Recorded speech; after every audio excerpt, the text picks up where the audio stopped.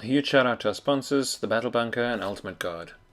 What's up guys, today we are going to take a look at deck building in the current format, which is standard, and having a look at some of the cards and the trainers that you should be including in most of your decks as basic staples, and which you should consider having a playset of most of these cards in your file to help you in your deck building efforts. This is particularly useful, this video, for new players, so they can understand how basic deck building constructs work, what the function of each of the basic trainers is within the deck, and what options you have available to you. So let's start off with the supporters, and I'm going to start off with the supporters that we use to draw cards within the deck. The first of those being Professor Sycamore. Now, this is a supporter that a lot of newer players are perhaps a bit scared of using because of the first word that's written on the action of the card, and that is discard your hand and draw 7 cards. So for a long time in game we've had a card like this, which basically lets you dump your entire hand in the discard pile and draw a fresh hand of cards. This might sound counterintuitive to be throwing away resources in a format where resource management is so critical, but sometimes you're just sitting with a handful of nothing you can use, nothing you can do, and the best way to draw into usable cards is to discard what's in your hand and get 7 fresh cards. Shuffling and redrawing may lead you to draw back into those cards that were in your hand, so discarding them and drawing 7 is your best option. There's some debate around counts of this card, but most current decks are still playing 4 of Professor Sycamore. It is just one of the best draw supporters we have in the game, and lets you draw through your deck and access the resources as you need them. So if you don't have 4 of this card, I suggest you get out there and find it. It has been reprinted a number of times, and it should be valid for the foreseeable future of the format for a while, until I think at least the subsequent rotation. Then let's go on to the next main staple draw supporter in decks, and that is a card that was missing from the format for a while, and that is N. N has been a card that really brings a lot of balance to the game. What it forces each player to do is shuffle their hand back into the deck and then draw a number of cards equal to the number of prize cards they have remaining. And what this means is that if you are behind in the game, your opponent has taken quite a lot of prizes, you're able to set their hand back and perhaps put them in an awkward position where they're struggling to find the cards they need. And it also allows you to disrupt their hand when you know they're holding something in their hand that could potentially put them in a game-winning position. At the same time, it lets you shuffle away cards if you have a terrible hand that you don't want to discard, and be able to shuffle those in and draw 6 new cards if you've just started the game, and that will obviously diminish as you draw prizes throughout. So N is another card which most decks are playing 4 of. You do want to be able to access this card early game and late game. Then, now we've covered the primary draw supporters, let's move on to some of the cards that help us find specific pieces of the puzzle as and when we need them. The first main staple that I want to talk about is Bridget. Now, Bridget didn't see much play in the past standard format prior to rotation because of wording that was on the card, which said except for Pokemon EX. Now, Bridget doesn't say except for Pokemon GX, and what that means is it allows you to actually search for some of your main powerful attackers within your deck and put 3 of them onto your bench immediately. In decks that take time to set up, especially decks that are stage 1 and 2s, this is the ideal starting supporter for your hand. It allows you to set up your bench, get your support Pokemon and your main attackers out on the field, and be ready to go from turn 2. So this is a card that most decks will be playing a minimum of 1, if not 2, within any setup deck where you don't mind placing those Pokemon straight onto the bench. Just remember, it does put them straight on the bench, so you can't activate abilities like Tapu Lele's Wonder Tag or the Aerotrail ability of Tapu Koko GX. so none of those will work. Then let's take a look at another card that's seen a lot of play, and that is Skylar. Skylar as well has been in the format since I think Boundaries Crossed in the Black and White era. And what it lets you do is search your deck for a trainer card. A trainer card could be a supporter, an item, a tool, a stadium, anything that says trainer in the top left. And in decks where you are needing to find pieces like Rare Candy to evolve up into your stage 2, this has become a pretty key card.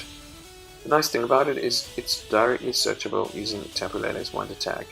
So it's a way, if you can't access the specific trainer you need, search it out directly just by playing down a Lele onto the bench and getting your Skylar. So this is a card we're seeing a count of between 1 and I've even seen 3 played in some setup decks. Really strong in this format, and a card I think most decks will be playing at least one of to find those critical pieces. Then another one of our staple supporters, and this is usually seen in a count of 3 within a deck, and that is Guzma. Guzma replaced what was Lysander in the past season, which allows you to bring up one of your opponent's bench Pokemon to the active, but it has the added benefit of switching your active with one of your benched Pokemon. Now, this may originally seem like a downside, but in a format where we are seeing a lot of status conditions like Confusion, Poison, and Paralysis, being able to switch your active is actually really strong. And we do have some really decent free retreat options in the current format, which means if you do need to retreat back into the same attacker, you can. So Guzma is one of the really strong cards in the format, and all of these cards as supporters are searchable using Tapu Lele's Wonder Tag. So Guzma is really a game-winning card, and quite a format changer in my mind. Then let's look at a couple of kind of purpose-specific supporters that you might play in the deck. The first of which is Professor Kukui. So Kukui is an interesting supporter. It is a bit of a mix between Giovanni's Scheme in the past, which was a card that let you draw up to 5 or do 20 additional damage. This lets you draw 2 cards and do 20 additional damage. So in a game where maths and numbers are so important, sometimes you are just 20 damage short. So for example, if you need to hit Gardevoir GX and you're hitting 210, the Kukui will give you that 230, and it really does help you hit some magic numbers. Once again, searchable with Lele for that specific turn when you need it. So a really kind of situational card, but something I think a lot of decks are looking to play just to help fix some awkward maths. Then let's look at our last 2 supporters that I want to cover, first of them being Acerola. There used to be a card called AZ that lets you return a Pokemon to your hand, discarding everything attached to it, and we had an item card called Super Scoop Up, which we still have, that let you return the entire Pokemon to your hand. This is a combination of the two. If your opponent has damaged your Pokemon, so there's damage on it, you're able to return that Pokemon and all cards attached to it into your hand. So a really good strong combo of Scoop Up and AZ. It really helps you to deal with Pokemon that are stuck in awkward status conditions or stuck in the active. Once again, one of these cards that can help you get out of awkward situations, but which is perhaps quite situational as well. And then the last card I want to talk to is Mallow. This is a card that's been getting some discussion in terms of looking at it as a different alternative draw engine for a deck, where you're able to put 2 cards on the top of the deck, shuffle the rest and keep those 2 on top. Now, in decks that have support from cards like Artillery, that make you draw your hand back up to 5, this can be really strong. You can, for example, Ultra Ball to bring your hand down to a low number, cards, Mallow to put 2 cards on the top and then draw directly into those 2 cards. It's a really strong option if that is your draw engine. But in a lot of other decks, I think awkward and perhaps not as useful. There are other draw supporters, I haven't covered them in this video, but worth looking at what your options are in terms of supporters. Then let's run through some key items. The first one which is really kind of a common 4 of in pretty much every deck out there, is Ultra Ball. This card lets you discard 2 cards from your hand, and if you do, you may search your deck for a Pokemon, any Pokemon. Now, once again, a lot of new players struggle to understand why you would want to discard cards, but being able to find any Pokemon is incredibly valuable and strong. And the other thing this card does for you is it helps you thin cards out of your deck and hand that you don't actually want to see anymore for the rest of the game. So it allows you to discard cards, getting them out, and thinning those cards out of your deck going forward. So a really, really strong search card, but also a card that allows you to control what cards are in play your side of the field. Another Pokeball ball search card to consider, and starting to see a lot more play now, is Heavy Ball. As we see a lot of these heavy retreat stage 2s making an appearance, Gliscopod and Vikavolt, Metagross, they all have a 3 retreat cost of 3 or more. Heavy Ball is a ball search card which doesn't require any discard and lets you search for that Pokemon directly. Now think about this in combination with a card like Skylar. If you just need to get that one Pokemon, you're able to Skylar for a Heavy Ball for that Pokemon, and get it directly into your hand. And you can then use that to evolve up, perhaps from a basic to a stage 2, using the Rare Candy item card. Rare Candy lets you skip that middle stage, the stage 1, go directly to stage 2, following the normal rules of evolutions, are turn-based, but allowing you to skip that middle evolution. Really, really strong. You see how this, in combination with Heavy Ball and Skylar, allows you to find those missing pieces much easier, particularly with access to Tapu Lele's Wonder Tag. So these 3 cards really help you set up and find the Pokemon you need on your side of the field throughout the game. Then let's talk about options we have for Pokemon and energy recovery. First one is a really great trainer card that we got in the Sun and Moon era called Rescue Stretcher. It has 2 different effects and you get to choose. You can either put a Pokemon directly into your hand, or you can shuffle 3 back into the deck.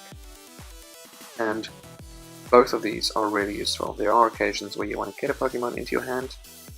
What's very important is it goes into your hand, not off the bench.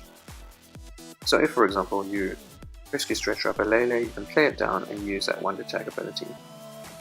So a nice, real neat combination between a couple of trainers we had in the past and a really strong recovery card to include in every deck, I believe. The other recovery card we have is slightly older, and that is Super Rod. Once again, a card that's been reprinted many times. This lets you shuffle a combination of Pokemon and basic energy back into the deck. So in this instance, it doesn't return to your hand, but it does go back into the deck. And where you need to recover pieces, including energy, this is a really good inclusion in a deck as an addition to or an alternative to a Rescue Stretcher. Then I just want to talk around energy acceleration and how we can achieve that in the standard format.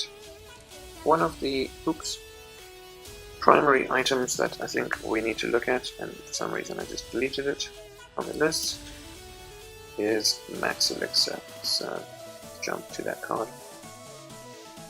Max Elixir lets you look at the top 6, and if you find a basic energy card there, you can attach it to a basic Pokemon on your bench, a basic Pokemon.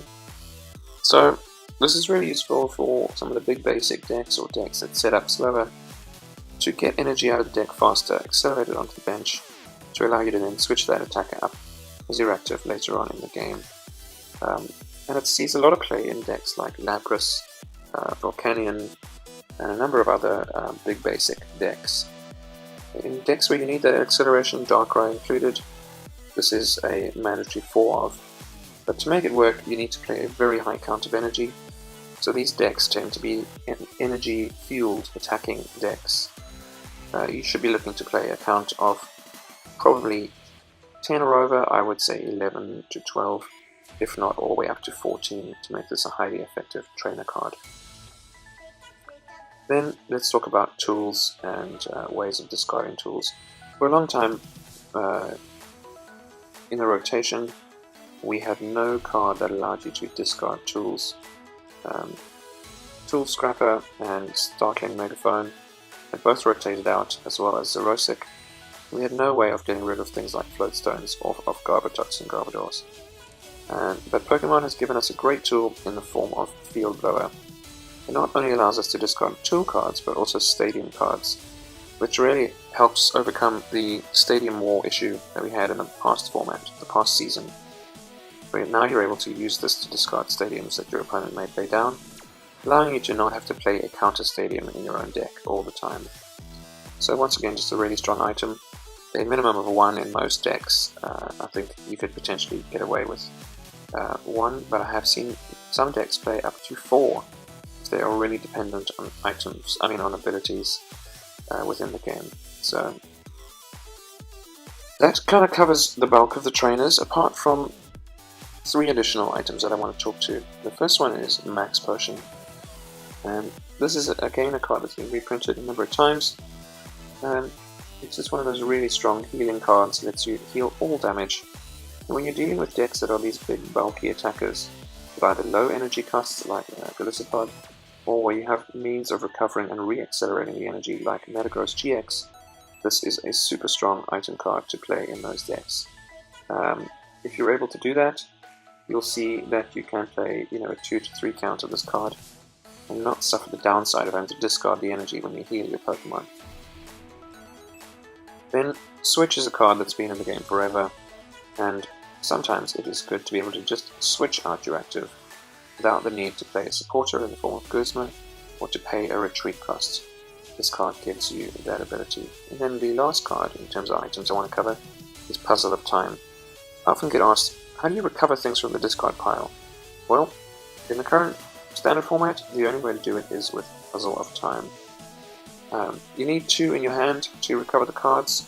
A couple of ways that can help you get that is the Mallow play that I mentioned earlier, as well as Skylar. You might have 1 in your hand and use Skylar for the other puzzle. And this can let you recover critical resources, be it special energy, tools, specific items, or even pieces of Pokemon evolution lines. A really worthwhile card considering in some decks are quite tricky to play. Now we have lost teammates as a supporter in the card game. Until something like that comes along, I think this card might still struggle to be effective, just because of the luck of the draw component that sits with this card. Other items in the form of tool cards that we will see a lot of in the game would be Choice Band. This is kind of a combination of Muscle Band and Silver Bangle, which were similar tools played in the past, and allows you to do 30 more damage to your opponent's GX and EX Pokemon. A really strong damage booster and maths fixer card, where it helps you get from, for example, the 180 to the 210 mark, or from the 150 to the 180 mark in your attacks. And it's really strong against a EX and GX heavy format. At the end of last season we saw a lot of non-GX attackers, Greninja, Vespiquen, but now we're back into a GX heavy format, and this card really shines. The tool of choice in the past had really been Fighting Fury Belt, which could be attached to basic Pokemon, gave them 40 extra health, and allowed them to do 10 more damage. And in a game where there was no way of discarding tools, these stuck, but now they can be easily field blowed off, meaning that 40 extra HP doesn't really count. In fact, it can lead to some awkward mid-turn knockouts if your opponent plays smart. So it's starting to see a bit less play, but still there in the format. And the other vital tool card that we have is Floatstone. I mentioned a lot of our Pokemon have a retreat or play support roles in the deck, and a Floatstone basically nullifies the retreat cost, allowing you to have a free retreater in your deck even if you don't play one as part of the core strategy. This is a card that really needs to be considered in most decks when you're building them. Now we've covered all our trainers, I just want to briefly cover 3 specific support Pokemon. The first of them being Oranguru. Oranguru has the Instructability, allowing you to draw your hand back up to 3, offers you a lot of late game end protection, and with Ultra Ball allowing you to bring your hand size down, gives you a way of drawing into cards as you need throughout the game, just keeping your hand refreshed. A really good bench sitter, and in a pinch, not a bad attacker either. Then in terms of draw, let's also look at Artillery. Artillery didn't see a lot of play in the past, but now that we've lost Shaman as a setup card, being able to draw your hand back up to 5 cards is incredibly powerful. Very similar to Magnetic Draw, Electrode, back in the Black and White era. And this bench sitter really just keeps you in the game throughout, completely end-proofing you, keeping your hand full up to 5 cards. Then let's talk about a lot of talk about Free Retreat. One of the great free retreaters we have with a really good attack is the Tapu Koko promo. For double color's energy, you can do Flying Flip, hitting all of your opponent's Pokemon for 20 damage, and having that free retreat. Being a really good 110 HP basic that's tanky enough to take a hit, but also strong enough to deal damage across the field and allow you to pull off some pretty sneaky Guzma plays by switching out and then retreating again. So a card that's seeing a lot of play as a 1, 2, if not 3 of in some decks. Then, before I go on to the most expensive card at the moment, I'm going to talk about Alolan Vulpix with the Energyless Beacon attack. For no energy, it lets you search your deck for 2 Pokemon, reveal them and put them into your hand. And if your opponent can't end those out of your hand, it's really good to help you with setup decks to find the right pieces you need at the right time. Even finding you that Lele to play down the next turn and find yourself a supporter if you happen to be dead drawing. This card's seeing a lot of play in setup decks, and it's just incredibly strong. And then finally, we have Tapu Lele GX with the Wonder Tag ability. Play it down, you can search your deck for a supporter card. It's that simple. This card just helps you access what you need when you need it, and makes the format operate properly at the moment. It's a card that you need to have in a minimum of 2, I would say, with many decks playing 3 at the moment. It also has an incredibly good attack in the form of Energy Drive, doing 20 times the amount of energy attached to both Pokemon, but most importantly not applying weakness or resistance.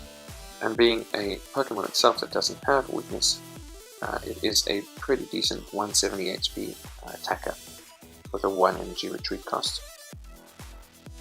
So that overview I think should give most new players a handle on cards that you should consider including in almost every deck, with a few exceptions that are very, very specific to deck types and builds. I hope you found it useful, and if you think I missed anything out that should be a staple, let me know in the comments below.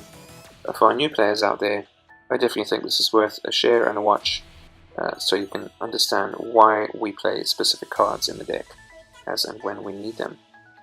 Right guys, I know it's been a long time since I've done a video, but hopefully this has been helpful, particularly for the new players, and please do share it with anybody else looking for help with deck building ideas. Cheers!